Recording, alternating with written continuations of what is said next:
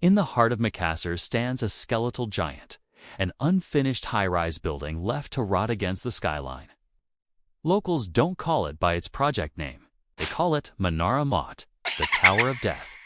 And for good reason.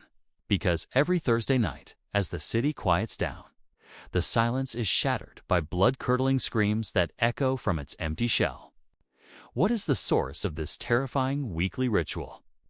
The story is a tragic one, a cautionary tale whispered among the city's residents. Years ago, during the tower's construction, a worker lost his footing on the 12th floor. He plunged to his death, his life ending abruptly on the hard ground below. But his suffering, they say, never ended. His spirit is now forever trapped within the cold concrete labyrinth he helped build. His soul wanders the desolate, unfinished hallways, his cries for help lost in the wind. Locals who live nearby swear that on Thursday nights you can hear him, a desperate, wailing sound that carries from the 12th floor a ghostly reenactment of his final moments. But the screams are just the beginning.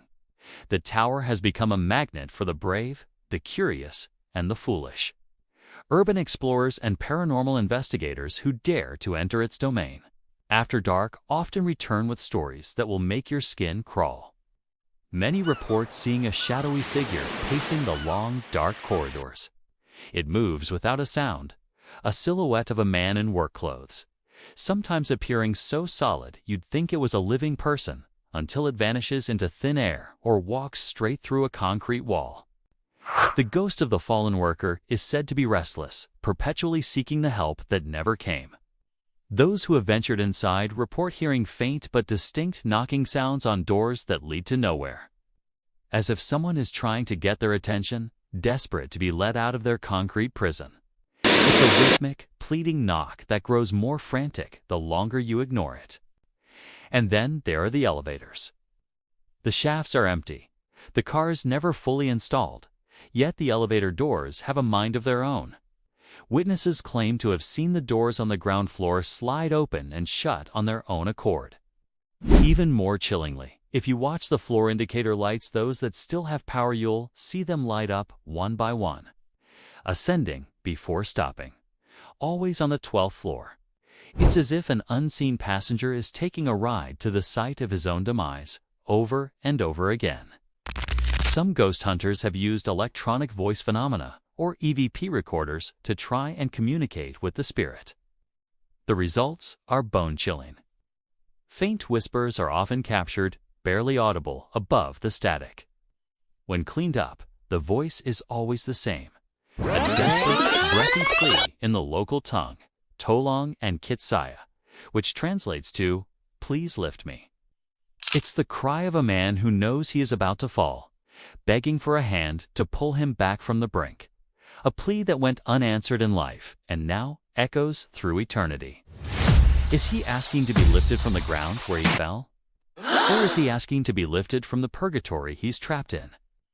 No one knows for sure. But hearing that disembodied voice in your headphones while standing in the pitch-black darkness of the tower is an experience that has sent even the most seasoned investigators running for the exit. The deeper you go into the Tower of Death, the more aggressive the phenomena seem to become. Visitors have reported sudden, inexplicable drops in temperature, the feeling of being watched by unseen eyes, and the unnerving sensation of a cold hand grabbing their shoulder or arm. The air on the 12th floor is said to be particularly heavy and oppressive, filled with a palpable sense of sorrow and despair. But the tower's most sinister secret is its reputation for claiming new victims. Not everyone who goes in comes out unscathed. There are hushed stories of thrill-seekers who vanished within its walls, never to be seen again. Others have been found the next morning unconscious on the lower floors, covered in strange bruises and scratches. When they awaken, they have no memory of what happened, but their bodies tell a horrifying story. The bruises often look like handprints, as if they were violently grabbed and pulled by invisible hands, perhaps dragged from the 12th floor by a spirit desperate for company in his lonely afterlife. These incidents have led the authorities to board up the entrances and warn people to stay away. But the warnings often go unheeded. The tower's dark legend is a powerful lure. The promise of a real paranormal encounter is too tempting for many to resist. They come armed with cameras and flashlights, hoping to capture proof of the afterlife. Some find what they're looking for, but at a terrible cost. Imagine standing there on the 12th floor. The wind whistles through the empty window frames, a mournful song. The city lights twinkle far below, a world away. You hear a scuffing sound behind you, the sound of work boots on concrete.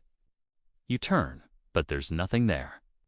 Then, a whisper right next to your ear, cold and desperate, Tolong and Saya.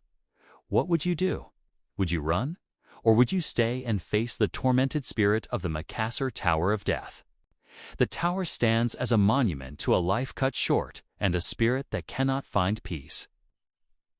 It's a place where the barrier between our world and the next is terrifyingly thin.